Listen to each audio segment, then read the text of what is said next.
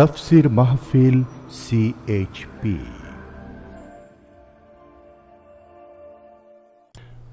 বিসমিল্লাহির রহমানির রহিম।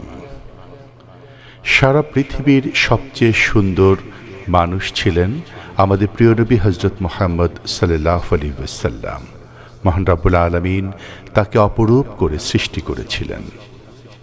এখন মহানবী হযরত মুহাম্মদ সাল্লাল্লাহু আলাইহি ওয়াসাল্লামের সৌন্দর্যের বর্ণনা এ বিষয়ে আলোচনা করছেন আল্লামা দেলওয়ার হোসেন সাঈদী রাহিমাহুল্লাহ।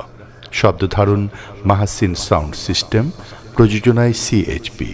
শুধু তাফসীর মাহফিল সিএইচপি চ্যানেলে আল্লামা সাঈদীর মূল্যবান আলোচনা এখন দেখতে পাবেন। বিষয় রাসূলুল্লাহ সাল্লাল্লাহু আলাইহি ওয়াসাল্লামের সৌন্দর্যের বর্ণনা। রাসূলকে আল্লাহ রাব্বুল আলামিন এমন সৌন্দর্য দিয়েছিলেন, পৃথিবীতে এত সুন্দর সুপুরুষ পৃথিবীতে আর আছে নাই। এই দুনিয়ার কোন শিল্পী তার তুলি দিয়ে রং দিয়ে এত সুন্দর ছবি আঁকাইতে পারবে না পৃথিবীর কোনো মানুষ। কারণ এই ছবি এঁকেছিলেন যিনি, তিনি শিল্পীর শিল্পী। তিনি কে? আল্লাহ তাআলা।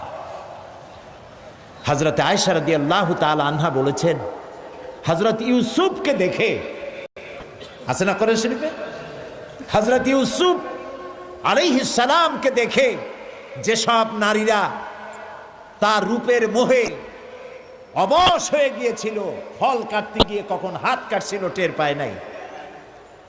হযরত আয়েশা বলেন, ওইসব মেয়ে লোকগুলি যদি আল্লাহর নবী মুহাম্মদ রাসূলুল্লাহ সাল্লাল্লাহু আলাইহি ওয়াসাল্লামকে দেখতে পেত, তাহলে আঙ্গুল কাটতে কাটতে কোন ফাঁকি তারা তাদের কলিজাকে কেটে ফেলে দিত, টের পেত না।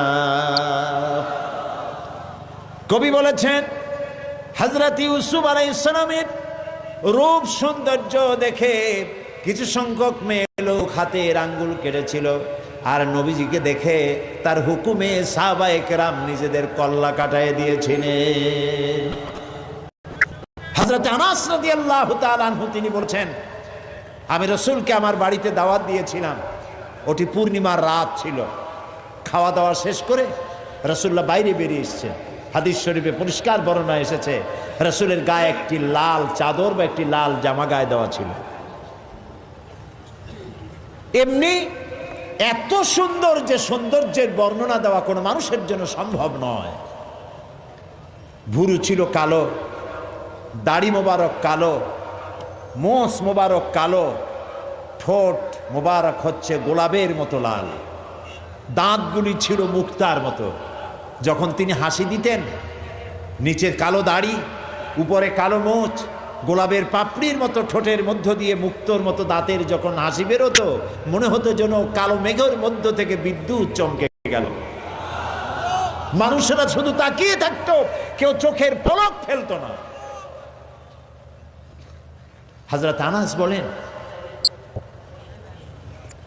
আমার মা বার্ধক্যে পৌঁছে গেছেন, মাকে দেখলাম বাইরে দাঁড়িয়ে, একবার পূর্ণিমার চাঁদ দেখেন, আবার রাসূলের চেহারা দেখেন, বারবার এরকম করছেন। আমি জিজ্ঞেস করলাম, মা তুমি পূর্ণিমার চাঁদ আর রাসূলের চেহারায় দেখো কি? মা আমার বললেন, আনাস শরীফ, পূর্ণিমার চাঁদের সঙ্গে আমি রাসূলুল্লাহর চেহারার মিল করতেছিলাম, তুলনা করতেছিলাম। আমার কাছে মনে হলো পূর্ণিমার চাঁদটা রাসূলুল্লাহর চেহারা দেখে যেন শরম পেয়ে গেছে।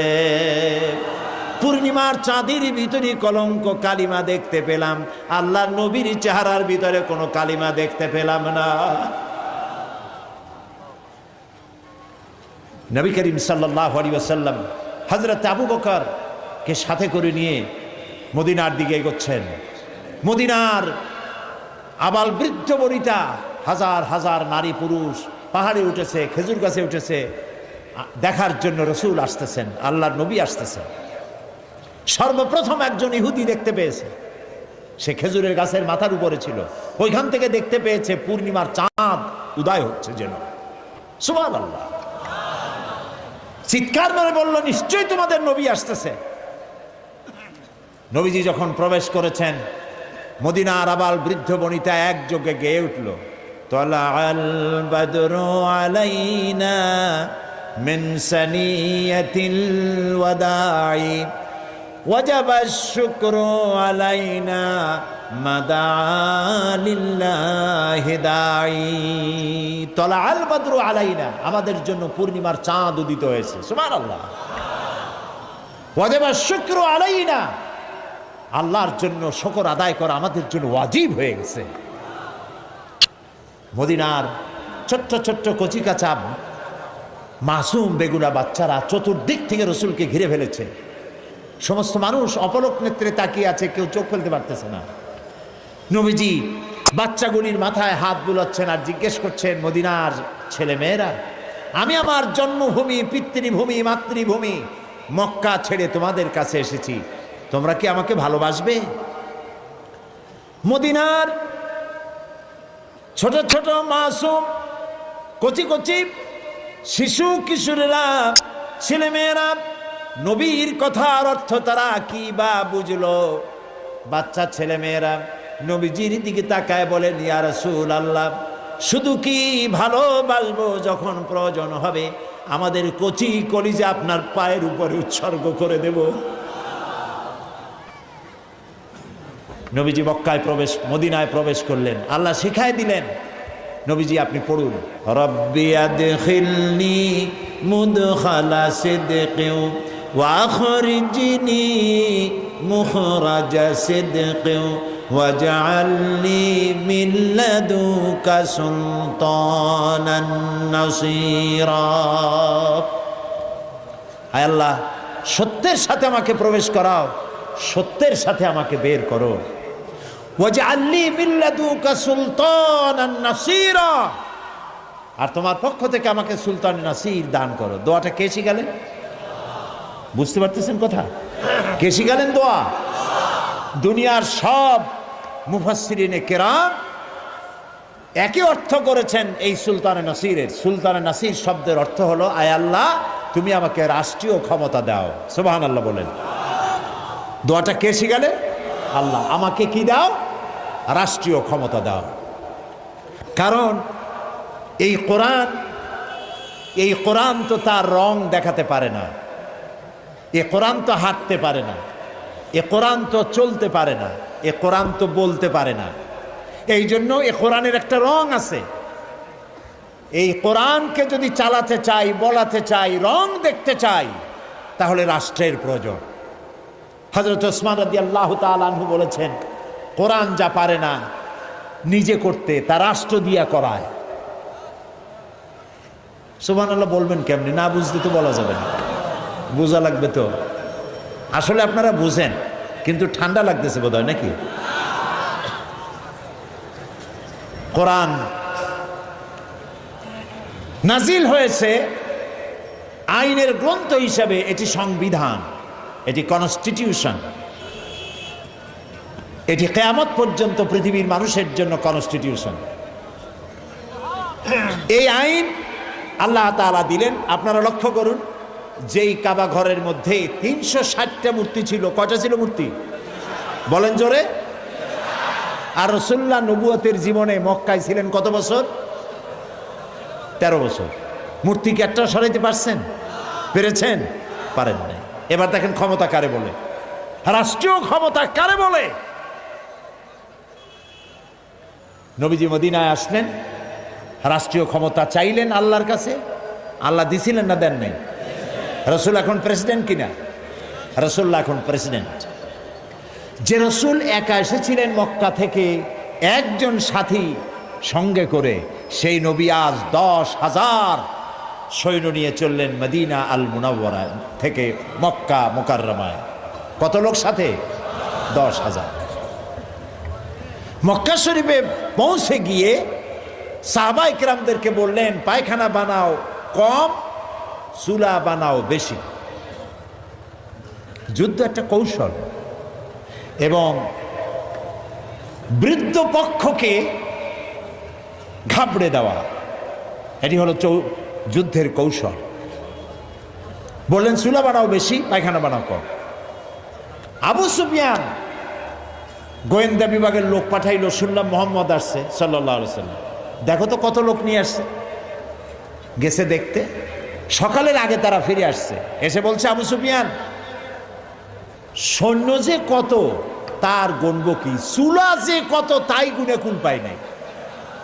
আবু সুফিয়ান ভীষণ খেপে গেল, বেকুব কোথাকার, গুনতে পাঠাইলাম, মানুষ গুনে আসছে চুলা। আচ্ছা সকালবেলা যাও, আর এক দল পাঠায় দিল, দেখো লোক কত। এখন নবীজি বলেছেন পায়খানা বানাও, কম 10,000 মানুষ, পায়খানা প্রয়োজন অনুযায়ী কম। এখন প্রত্যেকটা পায়খানার সামনে লাইন হয়ে গেছে না, বিরাট বিরাট লাইন। অনেকক্ষণ দাঁড়ায় থেকে ওরা ফিরে এসে বলছে আবু সুফিয়ান মানুষ গুনবো কি, পায়খানার সামনে যে লাইন ওই লাইন গুনে খুলে পারিনি। আবু সুফিয়ান রাগ করলো, ঠিক আছে আমি নিজে যাই। এবার নিজে আসছে, একটু উঁচু জায়গায় দাঁড়াইছে, দাঁড়ায় দৃশ্য দেখতেছে। 10,000 মানুষ তো কম কথা না, 10,000 মানুষ, হাতে 10,000 তরবারি, রৌদ্রে চকচক করছে তরবারিগুলো, ধাঁধা লেগে যাচ্ছে আবু সুফিয়ানের। হঠাৎ করে দেখা হয়ে গেল হযরত আব্বাস রাদিয়াল্লাহু তাআলা আনহুর সাথে, রসুলের চাচা। আবু সুফিয়ান হতচকিত হয়ে উঠছে, বলল আব্বাস তোমার ভাতুষপুত্র ভাইপো দারুণ বড় বাচ্চা হয়ে গেছে তো, 10,000 লোক নিয়ে আসছে সাথে, সাংঘাতিক কথা। হযরত আব্বাস বলেন আবু সুফিয়ান তোমার চক্ষু তোমাকে প্রতারিত করতেছে, চোখ মুছা ভালো করে তাকাও, এর নাম বাদশাহী নয়, এর নাম নবুয়ত। বাদশাহীর কি দেখলে, এর নাম যদি বাদশাহী হতো তোমার কল্লা তোমার দেহের উপর থাকার কথা না। এখন নবীজি অর্ডার করলেন চলো আমার সাথে। 10,000 লোক নিয়ে মক্কায় প্রবেশ করছেন। আল্লাহু আকবার। নবীজি বললেন আমার সাহাবীরা আমার বিনা অনুমতিতে কোনো ফলদার গাছ কাটবে না, আমার বিনা অনুমতিতে কোনো বৃদ্ধ, কোনো নারী, কোনো অসুস্থ, কোনো শিশুর গায়ে হাত দিবে না। সুবহানাল্লাহ কইতে ইচ্ছা করে না, কারে কয় নবী। আজ তো প্রতিহিংসা এবং প্রতিশোধ নেওয়ার দিন ছিল। মক্কায় প্রবেশ করে আবু জাহেল, আবু লাহাব, উতবা, সাইবা গোষ্ঠী শুদ্ধ কচু কাটা করার দিন ছিল, ঠিক কিনা? কি কষ্টটা দিয়েছে বেলালকে। বেলালের পায়ের সাথে রশি দিয়া উটের সাথে বাঁধছে, উট দৌড়াইতেছে, বেলাল বান্দা রশিতে, মরুভূমির ভিতর থেকে ছুটছে। বেলালের পিঠের চামড়া, মাথার চামড়া ছিঁড়ে যাচ্ছে, গোশত বেরিয়ে যাচ্ছে, রক্তাক্ত হয়ে যাচ্ছে, উট হাঁপায় গেছে, আর দৌড়াতে পারে না। হযরত সুবাইয়াকে শহীদ করেছে, খাব্বাবকে মেরেছে, খোবাইবকে মেরেছে, জ্বলন্ত আগুনের আংটার উপরে চিৎ করে শোয়া রেখেছে, জীবিত মানুষ। 3টি বছর শিয়াবে আবি তালেবের মধ্যে আটকায় রাখছে। বেচাকেনা করতে পারবে না, কথা বলতে পারবে না কারোর সাথে, বাজারে যাইতে পারবে না। 3 বছর সাহাবায়ে কেরাম নিজেদের কাছে যা ছিল খাইছে, উট ছাগলের গোশত খাইছে, শুকনা চামড়া ভিজায় খাইছে। যখন আর কিছু নাই, বাবলা গাছের কাটা যুক্ত পাতাগুলি চাবাইয়া খাইতে গিয়া ঠোঁটের মধ্যে, জিহ্বার মধ্যে কাটা ফুটেছে। বাচ্চাগুলি মায়ের বুকের উপরে হুমড়ি খেয়ে পড়েছে দুধ খাওয়ার জন্য, সেখানে এক ফোঁটা দুধ নাই। হায় রে অত্যাচার। দেখুন দুনিয়ার বিজয়ী বাচ্চাদেরকে দেখেছেন, যে দেশ দখল করতে পারে কিভাবে মারে, কিভাবে ধ্বংসন করে, কিভাবে ধর্ষণ করে, হত্যা করে, অগ্নিসংযোগ করে, লুণ্ঠন করে। রহমতের নবী নির্যাতন করেছে যে জাতি, সেই জাতির ভিতরে প্রবেশ করছেন। হাদিস শরীফে এসেছে, উষ্ট্রের পৃষ্ঠে বসা আল্লাহর নবী, পেছনে বসেছেন হযরত যায়েদ বিন উসামা। কুরাইশের নেতারা পায়ে হাঁটতেছে। রাসূলুল্লাহ, হাদিস শরীফে এসেছে, উট যখন মক্কায় প্রবেশ করতেছিল, রাসূলুল্লাহ বিনয়ে এত আল্লাহর দরবারে বিনীত হয়ে যাচ্ছিলেন, মাথা নিচু করে, মাথা কোন সময় উটের পিঠের উপরে বাড়ি খাচ্ছিল রাসূলের কপালের সাথে। মক্কার লোকগুলি, কাফেরেরা সব দৌড়াচ্ছে, দিক বিদিক দৌড়াচ্ছে। রাসূলুল্লাহ উষ্ট্র পৃষ্ঠে থেকে নামলেন, নজর পড়ল এক বৃদ্ধার দিকে। কতগুলি বোঝা মাথায় উঠায়, ঘাড়ে নেয়, পড়ে যায়। ছুটে গেলেন বুড়ির কাছে, মা তুমি দৌড়াও কেন? বুড়ো বলছে, তুমি জানো না আব্দুল্লাহর পুত্র মোহাম্মদ সাল্লাল্লাহু আলাইহি সাল্লাম এসেছে, আজ তো উপায় নাই, কাফের সব শেষ করে ফেলাবে। রসুল বলছে, তোমার এই বোঝাগুলি আমারে দাও। কোথায় যাবা? অমুক এলাকায়। চললেন বুড়ির সাথে, সেই জায়গা পর্যন্ত পৌঁছে তারপরে নামিয়ে দিলেন। বুড়ি বলল, কিছু পয়সা নাও। তিনি বললেন, না, পয়সা নেব না। বুড়ি বলল, পয়সা নিবা না? তুমি কে? তুমি যে আমার মাল নিয়ে কেটে পড়ো না, এই তো আমার কপাল। এই দেশে মানুষ মানুষের উপকার করে বিনা পয়সায়, তুমি কে? নবীজি বললেন, বুড়িমা, যার ভয়েতে হারাম শরীফ থেকে এত দূরে তুমি এসেছো, আমি সেই মক্কার আব্দুল্লাহর পুত্র মুহাম্মাদুর রাসূলুল্লাহ সাল্লাল্লাহু আলাইহি ওয়াসাল্লাম। বুড়ি বলে, আরে তোমার বিরুদ্ধে কাফের বেঈমানেরা নেতারা এমন বাজে কথা বলেছে, কত বাজে কথা তোমার সম্পর্কে বলেছে। তুমি যে এত মহান, এত মহৎ, এত উদার, তা তো বুঝতে পারি নাই। আমি আর কাফেরে থাকতে চাই না, আমারে মুসলমান বানাও। নবীজি বললেন, বুড়ি পড়ো লা ইলাহা ইল্লাল্লাহু মুহাম্মাদুর রাসূলুল্লাহ। আল্লাহর নবী মসজিদে হারামে প্রবেশ করেছেন, সব কাফেরেরা এখন ঘেরাও হয়ে গেছে, কচু পাতার মতো ভয়তে কাঁপতেছে। রাসূলুল্লাহ জিজ্ঞেস করলেন, কুরাইশের নেতারা আমার কাছে আজকে কি ধরনের ব্যবহার আশা করো?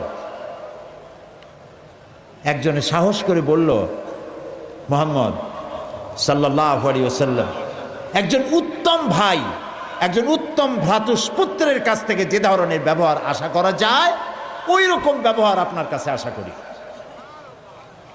আল্লাহর নবী বলেন, কুরাইশের নেতারা, তোমাদের সম্পর্কে আমি সেই সিদ্ধান্ত গ্রহণ করব যে সিদ্ধান্ত আমার ভাই হযরত ইউসুফ আলাইহিস সালাম গ্রহণ করেছিলেন। হযরত ইউসুফ আলাইহিস সালাম, তাকে তার ভাইরা ফালাই দিয়েছিল কুয়ার মধ্যে। কুয়ার ভিতর থেকে আল্লাহ রাব্বুল আলামিন তাকে পৌঁছায় দিলেন মিশরের সিংহাসনে। কেনানে অভাব লেগেছে, কেনান থেকেই 11 ভাই সাহায্য নেওয়ার জন্য মিশরে গেছেন। আর এখন ইউসুফ আলাইহিস সালাম, তিনি প্রেসিডেন্ট সেখানকার। হযরত ইউসুফ আলাইহিস সালাম 11 ভাইকে চিনতে পারলেন, ওরাও চিনতে পারলো। ওরা মনে করেছে আমাদের জীবন আজকে শেষ হয়ে যাবে। হযরত ইউসুফ আলাইহিস সালাম তাদেরকে যে কথা বলেছিলেন, আল্লাহ নবী বলেন, সেই কথাই তোমাদের বলবো, যেটা কোরআন শরীফে আল্লাহ রাব্বুল আলামিন কোট করেছেন, লা তাসরিবা আলাইকুমুল ইয়াউম। তোমাদের বিরুদ্ধে আজকে আমার কোনো ক্ষোভ নাই, বিদ্বেষ নাই, শত্রুতা নাই। তোমাদেরকে আল্লাহর হস্তে মাফ করে দিলাম। আবু সুফিয়ান, তাকে ক্ষমা করলাম। আবু সুফিয়ানের ঘরে যারা আশ্রয় নেবে তাদেরকেও ক্ষমা করলাম। কারে বলে নবী? সুবহানাল্লাহি ওয়া বিহামদিহি। প্রিয় ভাই সব, এই পৃথিবীর বুকে আদর্শ শিখতে হলে নবী ছাড়া আদর্শ নাই। কোরআন শরীফে আল্লাহ তাআলা পরিষ্কার বলেছেন, লাকাদ কানা লাকুম ফি রাসূলিল্লাহি উসওয়াতুন হাসানা। গ্রহণযোগ্য মহত্তম আদর্শ রসুলের ভিতরে আমি রেখে দিয়েছি। তোমাদের আদর্শ রসুলের ভিতরে, তার থেকে চরিত্রবান, তার থেকে ভালো মানুষ পৃথিবীতে আর নাই।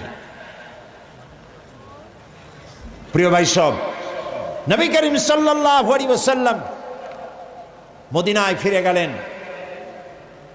আর এই মদিনায় কি ইসলামী রাষ্ট্রের আইন কানুন চালু করে দিলেন। চুরি বন্ধ হলো, ডাকাতি বন্ধ হলো, জেনা বন্ধ হলো, হত্যা বন্ধ হলো, ধর্ষণ বন্ধ হলো। জীবনের এমন কোন দিক এবং বিভাগ নাই যেখানে রাসূলুল্লাহ আদর্শ নাই। সুবহানাল্লাহ বলেন। নবী করিম সাল্লাল্লাহু আলাইহি ওয়াসাল্লাম, তার জামানায় মানুষ দরজা খুলে ঘুমাবার সুযোগ পেল। আজকে যারা আমাদেরকে সন্ত্রাসী বলছে, মৌলবাদী বলে গালি দিচ্ছে, আছে না? কি বলেন, আছে না? যত দোষ নন্দ ঘোষ, দাড়িওয়ালা টুপিওয়ালা মানুষগুলি খারাপ তাদের দৃষ্টিতে, মৌলবাদ বলে গালি দিচ্ছে। যারা আজকে সভ্যতার দাবিদার, ইউরোপ আমেরিকা, তোমাদের আচরণটা কি? রাসূলের কাছ থেকে শেখো। আমাদের কোন জিনিস পৃথিবীর কারো কাছে শিক্ষার প্রয়োজন নাই। চরিত্র আদর্শ শিক্ষার লালনাগার মদিনা আল মুনাওয়ারা, মুহাম্মদুর রাসূলুল্লাহ বলেন সাল্লাল্লাহু আলাইহি ওয়াসাল্লাম, সেখান থেকে শিখতে হবে।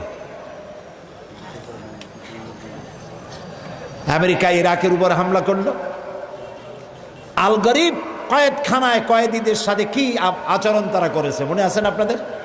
মনে আছে? মুসলমান বন্দীদেরকে উলঙ্গ করে তাদের মুখের উপরে পেশাব করেছে, কুত্তার বেল্ট গলায় পরাইয়া রাস্তায় টেনেছে। জানেন না আপনারা? জানেন না এগুলো? আর নবী করিম সাল্লাল্লাহু আলাইহি সাল্লামের কাছে যখন বন্দীরা এসেছেন, বন্দীদেররা শুধু বউ বাচ্চা কাছে পায় নাই, তা না হলে তাদের কোনো অধিকার ক্ষুণ্ণ করা হয়নি, বরং তাদের বলা হয়েছে 10টা নিরক্ষর লোককে যদি স্বাক্ষর জ্ঞান শিখাইতে পারো, ওর বিনিময়ে তোমাকে মুক্ত করে দেওয়া হবে। নবী করিম সাল্লাল্লাহু আলাইহি সাল্লাম এই আদর্শ প্রতিষ্ঠা করে গিয়েছিলেন, পৃথিবীতে একটি শান্তিপূর্ণ সমাজ তৈরি করেছিলেন। এই জন্য আজ যদি আমরা আমাদের এই দেশটাকে সুন্দর বানাতে চাই, আমরা কি চাই সুন্দর বানাতে? এত আস্তে বললেন কেন? আমরা কি আমাদের দেশটাকে সুন্দর বানাতে চাই, ভালো বানাতে চাই? কারা কারা চাই হাত উঁচু করে দেখান তো। আলহামদুলিল্লাহ, হাত নামান, হাত নামান। যদি আমরা আমাদের দেশটাকে সুন্দর করে বানাতে চাই, ইউরোপ আমেরিকা অথবা ভারত আমাদের আদর্শ না। আমাদের আদর্শ হবে মুহাম্মদ রাসূলুল্লাহ সাল্লাল্লাহু আলাইহি ওয়াসাল্লাম। তিনি যে রাষ্ট্র করে গিয়েছিলেন সেই আদলে করতে পারলেই আমরা আবার এই দেশটাকে সুন্দর করতে পারবো। বলেন ইনশাআল্লাহ, বলেন ইনশাআল্লাহ।